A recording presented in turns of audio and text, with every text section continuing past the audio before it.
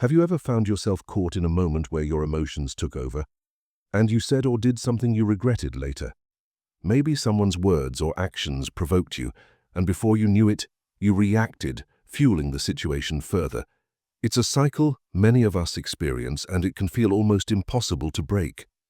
But what if I told you there's a way to take control, to rise above, and to regain your peace, even in the most difficult situations? Today, we'll explore an ancient Buddhist teaching that holds the secret to achieving this balance. It's a story about the profound power of non-reaction, how mastering the art of staying calm can change not only your life, but also the lives of those around you. Why do Buddhist monks, often surrounded by noise and chaos, remain so composed? What wisdom do they hold that allows them to rise above anger and conflict? And most importantly, how can you apply this lesson in your daily life? By the end of this story, you'll have answers to these questions and a new perspective on how to navigate life's challenges with grace. This teaching is rooted in the experiences of a humble monk living in a serene monastery who faced relentless provocation from someone determined to disturb his peace. It's a story of resilience, wisdom, and ultimately, transformation. As you listen, I encourage you to reflect on your own life. Think about the moments where you felt your peace slipping away, where someone else's negativity pulled you into their storm. This story isn't just about one monk. It's about all of us. By the end of this video, you'll understand why reacting to negativity often empowers it, and how choosing calmness can be the ultimate act of strength. You'll learn a practical approach to maintaining inner peace and, more importantly, discover the freedom that comes from not letting others control your emotions. In a small village nestled at the base of a majestic mountain, there stood a quiet monastery. The village was bustling with life, children playing, merchants selling their wares, and townsfolk exchanging stories. Amidst this liveliness, the monks of the monastery led simple, disciplined lives, focusing on meditation, mindfulness, and spreading kindness. Among these monks was a serene figure known to all as Bhikkhu Ananda. He was not the eldest monk, nor the most learned, but his calm demeanor and gentle presence made him beloved by many. Bhikkhu Ananda had a unique ability to remain unshaken, no matter the circumstance. Whether it was a fierce storm rattling the monastery's wooden doors, or the frustrations of a novice monk struggling to meditate, Ananda always responded with grace. He believed deeply in the teaching that reaction feeds the fire, and practiced this wisdom daily. However, not everyone in the village appreciated the monks or their teachings. There was a man, Danu, who harbored a deep resentment toward them. He saw their calmness as arrogance, their detachment as judgment. Danu was known for his temper and his sharp tongue, and he often mocked the monks openly. He would shout insults as they walked through the village, accusing them of laziness and hypocrisy. While many villagers dismissed his behavior, Bhikkhu Ananda's serene response only seemed to provoke Danu further. One day, Danu decided to escalate his efforts. "Let's see how calm you remain when I bring chaos to your doorstep," he muttered under his breath. He waited until the monks were busy with their daily chores, tending to the garden, cleaning the prayer hall, and preparing their simple meals. Then he stormed into the monastery courtyard, hurling accusations and insults. "You hide behind these walls, pretending to be wise," Danu bellowed. "But you're just cowards, running away from the real world." His voice echoed through the monastery, drawing the attention of the monks. Some looked visibly disturbed, while others tried to focus on their tasks, ignoring him. Bhikkhu Ananda, who was sweeping leaves near the temple's entrance, paused for a moment. He turned to face Danu with the same calm expression he always wore. He bowed slightly, acknowledging Danu's presence, but said nothing. This lack of reaction seemed to irritate Danu even more. "You think you're better than me?" Danu sneered.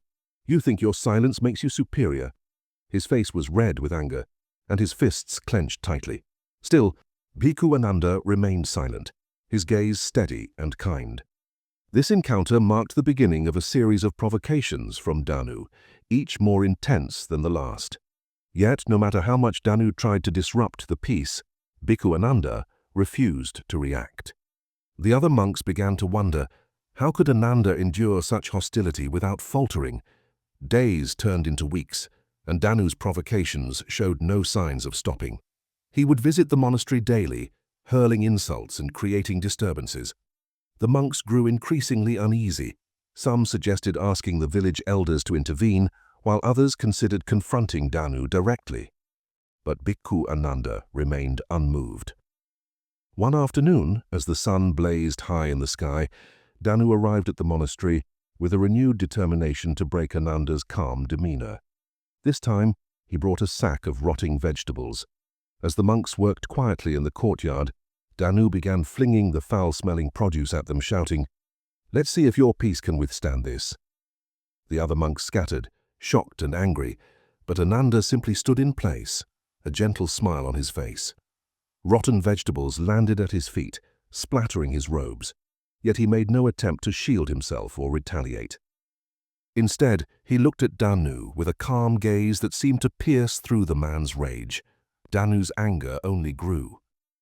"Why won't you fight back?" he demanded, his voice trembling. "Are you too proud to acknowledge me, or are you just a coward?" Still, Bhikkhu Ananda remained silent, his expression serene. The silence was louder than any words he could have spoken. The tension in the air was palpable, and even the other monks watching from a distance were unsure what would happen next. Frustrated and exhausted, Danu finally dropped the last of the vegetables and sat down on the ground, his energy drained.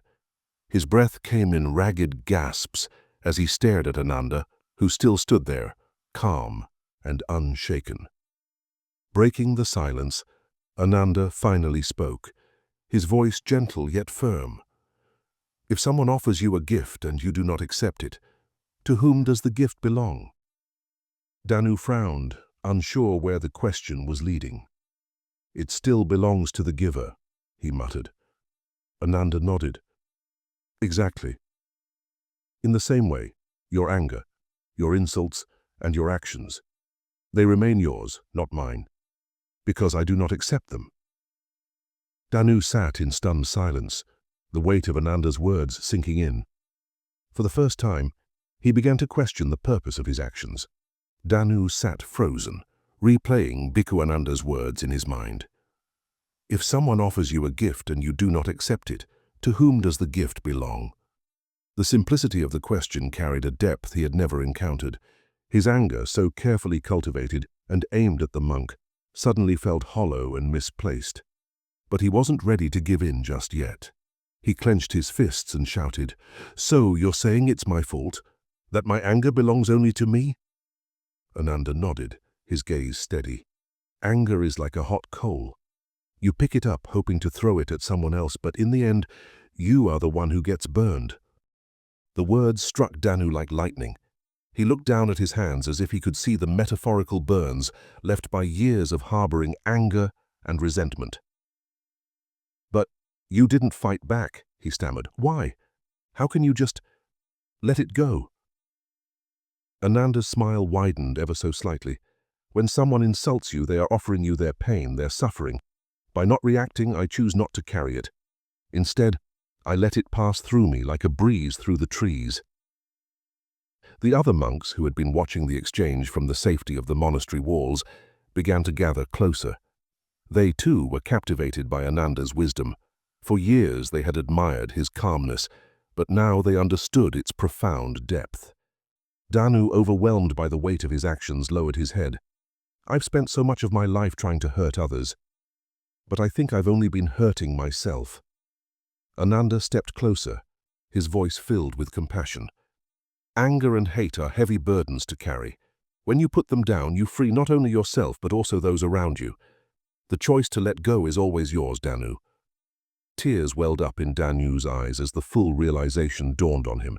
For years he had allowed his emotions to control him, but in this moment, he felt the possibility of freedom. He fell to his knees and bowed deeply to Ananda. "Teach me," he whispered, "teach me how to let go."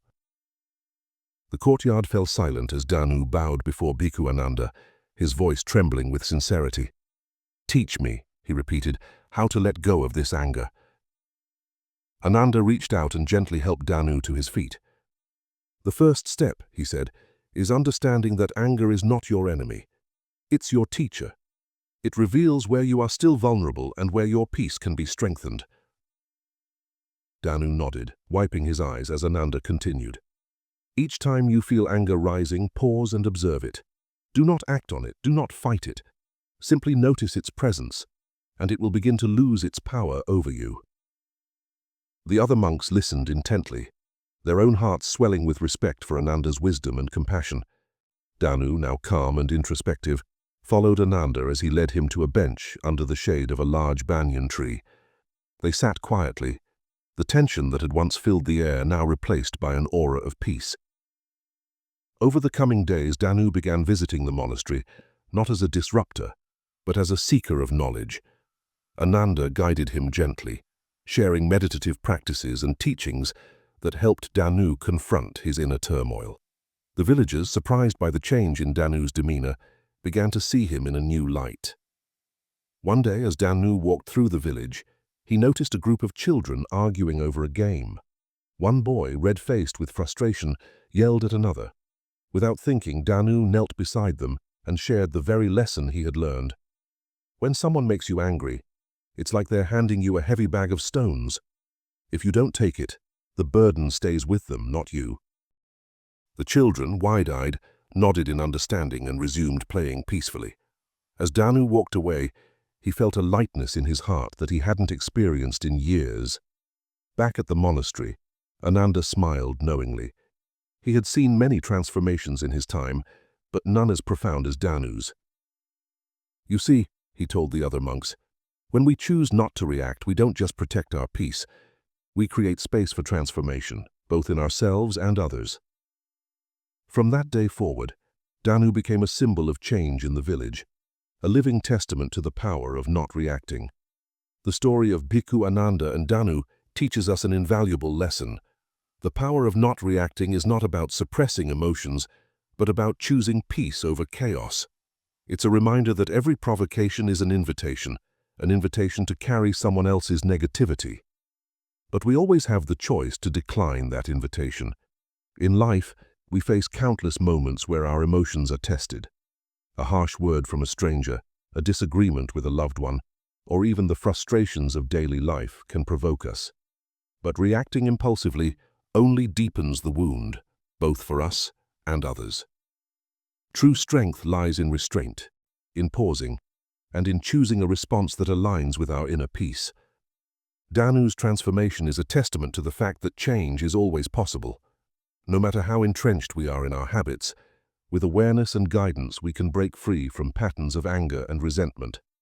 Bhikkhu Ananda's wisdom showed us that by refusing to carry the burden of another's negativity, we not only protect our peace but also create the possibility for others to reflect and grow. This teaching is as relevant today as it was centuries ago. Whether you're navigating conflicts at work, facing online criticism, or dealing with personal challenges, the principle remains the same. Calmness is not weakness, it's power. As you go forward, remember this.